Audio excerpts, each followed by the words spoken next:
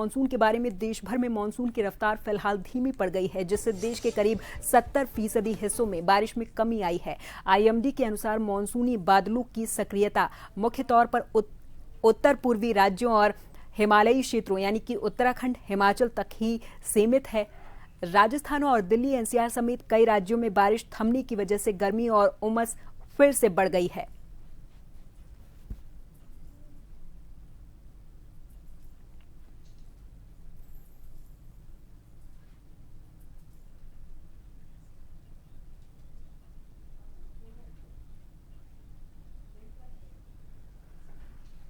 और इस पूरी खबर पर हमारे साथ देहरादून से bureau chief SN Pant ji phone line पर जुड़ गए हैं अधिक जानकारी के साथ। पंत जी, कई राज्यों में मानसून पर एक बार फिर से ब्रेक जैसे हालात दिख रहे। एक समय ऐसा था जब मानसून था,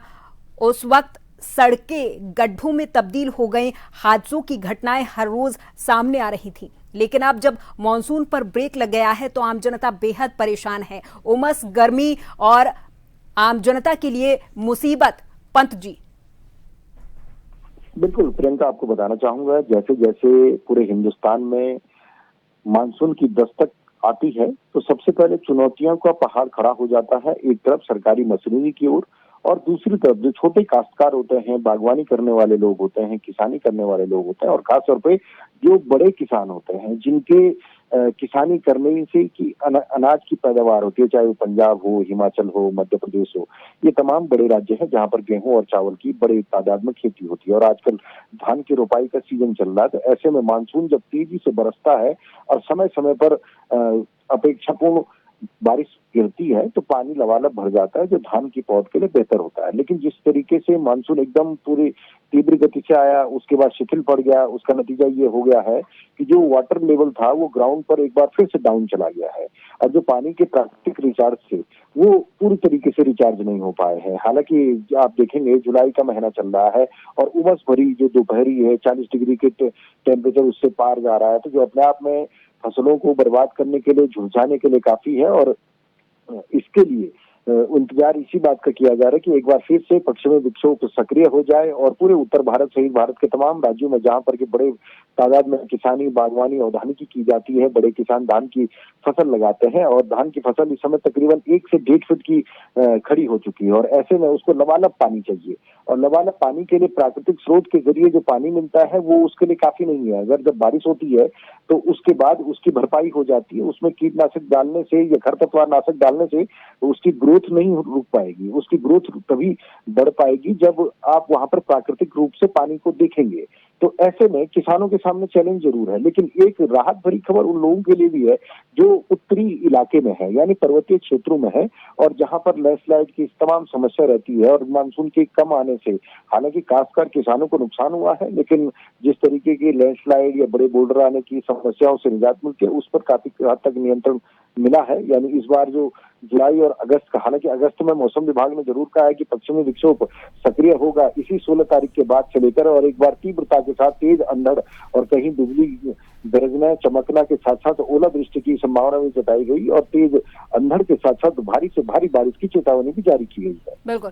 पंत जी, उत्तराखंड में जो अभी चारधाम यात्रा चल रही है उस पर जानकारी आपसे चाहेंगे कि चारधाम यात्रा अभी किस प्रकार से चल रही है, क्या उसमें अभी ब्रेक लगने के आसार हैं या फिर ये अपने निर्धारित समय पर खत्म होगी?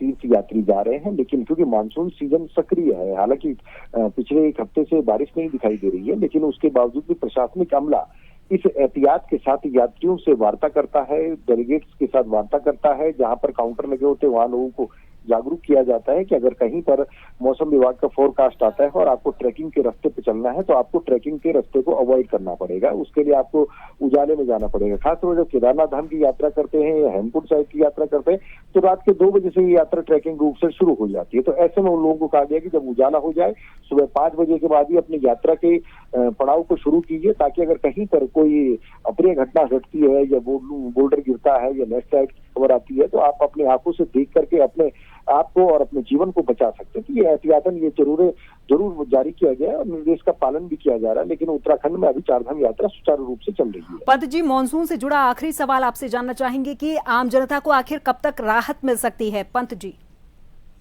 देखिए, मौसम विभाग की अगर हम बात करें, मैं खास तौर पर मौसम विभाग केंद्र देहरादून की बात करूं तो देहरादून ने कहा है कि 17 तारीख के बाद से एक बार फिर से पश्चिमी जो विक्षोभ है उसके सक्रिय होने से मैदानी इलाकों में तेज आंधी आने की संभावना है, बिजली चमकने की संभावना है, साथ ही साथ ओलावृष्टि की संभावना जताई गई। पर्वतीय क्षेत्रों में मूसलाधार बारिश होने की और अधिकांश जिलों में जो 3000 फीट से ऊंचाई वाले इलाके हैं वहां पर भारी से भारी की चेतावनी जारी की गई है और मैदानी इलाकों में जल भराव की समस्या हो सकती है। उसके मद्देनजर प्रशासनिक इकाइयों को काम करने की सलाह दी गई है। इसी को लेकर के राज्य आपदा कंट्रोल रूम, जिला आपदा कंट्रोल रूम के साथ समन्वय बना करके आने वाली चुनौतियों से निपटने के लिए पूरी तैयारी के साथ खड़ा है। ठीक है, बहुत बहुत धन्यवाद पंत जी। तमाम जानकारी के लिए आप हमारे साथ जुड़े और तमाम जानकारी आपने हमारे दर्शकों तक पहुंचाई।